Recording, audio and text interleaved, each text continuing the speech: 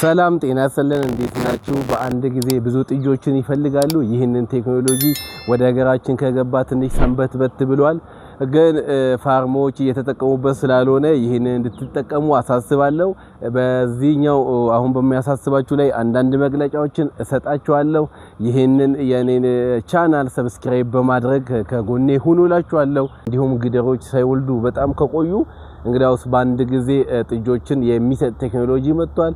እሱም ሲንክሮናይዜሽን ይባላል። የሚሰጠው ሆርሞን ምንድነው?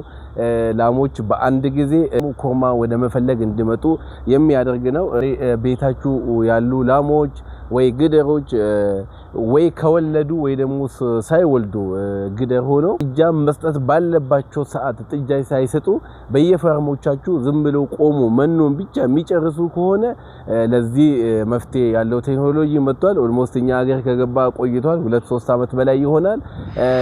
ብዙም ገፍተንበት አልሄድንም። ስለዚህ አሁን ማድረግ ያለባችሁ ምንድነው? እንዲህ አይነት ችግር ያለባቸው ሰዎች ይህንን ሆርሞን በመጠቀም ሆርሞኑ ሲንክሮናይዝ በማድረግ ወይ ደግሞ ላሚቷ ወደ ፍላጎት እንድትመጣ በማድረግ በአንድ ጊዜ ጥጆች ማግኘት ይቻላል። ወይ ደግሞ ብዙ ላሞች ያላችሁ ሰዎች በአንድ ጊዜ ከፍተኛ ወተት ምርትም ማምጣት ወይ ደግሞ ወተት ስታከፋፍሉ ወተት እየተቆራረጠ የሚያስቸግራችሁ ከሆነ ካሉ ላሞች ግማሹን አንድ ጊዜ ግማሹንም ደግሞ የ3 ወር ለውጥ በማድረግ ከሰጠን በቤታችን ውስጥ የሚታለቡ ላሞች አይጠፉም ማለት ነው። 10 ላሞች ካሉ ለአምስቱ 3 ወርን ቀድመን ከሰጠን ለሚቀጥሉት አምስቱ ደግሞ 3 ወርን በመቀጠል ከሰጠን ሲወልዱ የ3 ወር ልዩነት ሲኖራቸው ስለዚህ ከቤታችን ወተት ማቅረብ ወተት መሸጥ እንዲሁም ወደ ምርት መግባት ብዙም ማስቸግር ስለሆነ የኛውን ቴክኖሎጂ መጠቀም ትችላላችሁ። ግደሮቹ ይሄንን ሆርሞን ከወሰዱ በኋላ ከ1 እስከ 5 ቀን ምልክትን የኮርማ ፍላጎት ምልክትን ያሳያሉ። ምልክቶቹም ልክ እንደ ኖርማል ጊዜ ሳይሆን ፈሳሽን ያሳያሉ። ከብት ላይ ይወጣሉ፣ ጆሮአቸው ይቆማል፣ በጣም ቅብጥብጥ ይላሉ፣ የምግብ ፍላጎትን ይቀንሳሉ።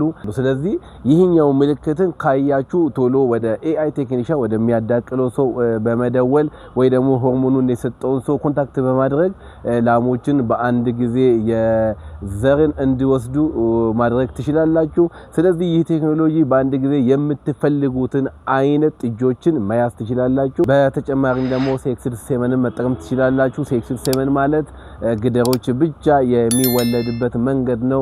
ይህም አገራችን ከገባ ትንሽ ብዙም ሳይሆን 1-2 አመት ቆይቷል።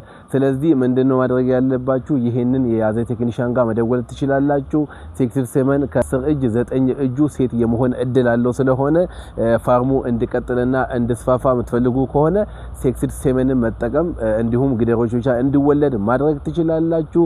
ይህንን መንገድ ተከተሉ እላችኋለሁ። እስካሁን ከናንተ ጋር የቆየውኝ አብዲ ለገሰ የእንስሳት ሐኪም ነኝ። ይህንን ቻናል ሰብስክራይብ በማድረግ ለሌሎች በማጋራት ከጎኔ እንድትቆሙ አሳስባችኋለሁ። መልካም ዕለተ ሰንበት ይሆንላችሁ።